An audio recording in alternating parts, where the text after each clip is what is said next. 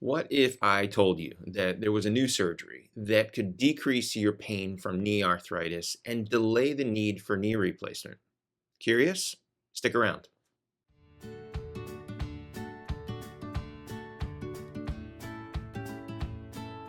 Hello and welcome back. I'm Adam Rosen, and thanks again for tuning in. If you haven't already subscribed and liked, please do so. It helps people find this content. And if you haven't checked out my book, the knee book, be sure to check it out. It's 20 years of experience of what I shared with all of my patients about what is arthritis, do you need a knee replacement, up through and including recovery.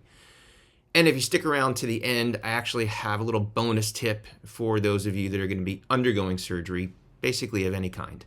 In today's video, I am going to talk to you about the Misha Knee System.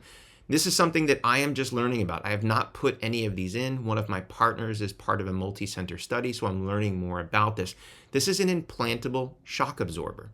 This is a shock absorber to offload the forces in the knee joint in patients that have knee arthritis. The device was developed by a company called MoxyMed with the help of a doctor, Dr. Solomon, and this is a component that's made of basically titanium, this material called PEEK, which is becoming more used in orthopedics on a regular basis, and a shock absorber. But it doesn't distract the joint. So it's not jacking the joint apart, but it's absorbing the force when you walk and do other activities in the part of your knee that has arthritis. This was FDA approved in 2023 for use in the United States. Now, the typical patient is usually a young, active individual with isolated arthritis on the inside half of the knee, or what we call the medial compartment. And these are either patients that are not candidates for a partial or total knee replacement, or maybe they are a candidate, but the patient just doesn't want a joint replacement. So this is an alternative treatment. On this slide, you can see here the typical demographics for a patient undergoing this type of surgery. And this is an x-ray of what the implant looks like once it has been implanted. And what the company has found in their studies is that the majority of their patients are full weight bearing and off of crutches within about 2 weeks. And at 5 years, there are significant decreases in pain. That's the WOMAC score. And survivor from knee replacement. These are basically patients that did not have to go on to knee replacement at 5 years, and that was 85%. Now, you might be wondering what other options are out there for these types of patients. Well, classically, for many, many years, patients like this underwent what's called an HTO, or high tibial osteotomy. It's where we cut a wedge of bone and we realign the joint to sort of offload the forces to another part of a knee.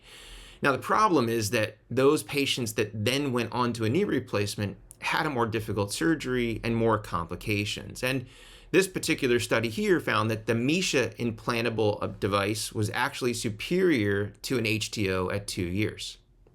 Now, another option, which is more common nowadays, is what's called a unicompartmental arthroplasty, or a partial knee replacement.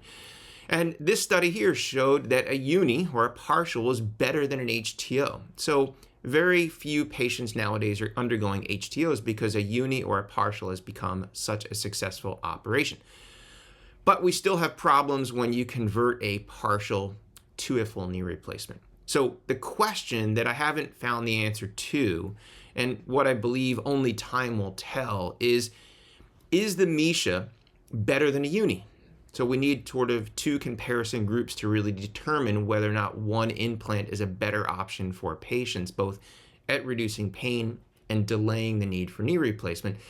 And then the other big question is, we know that when we convert an HTO or a uni to a total knee replacement, there are more problems or difficulties. And the question is, if we take out a Misha and put in a total knee replacement, is there any difficulties at the time of that surgery?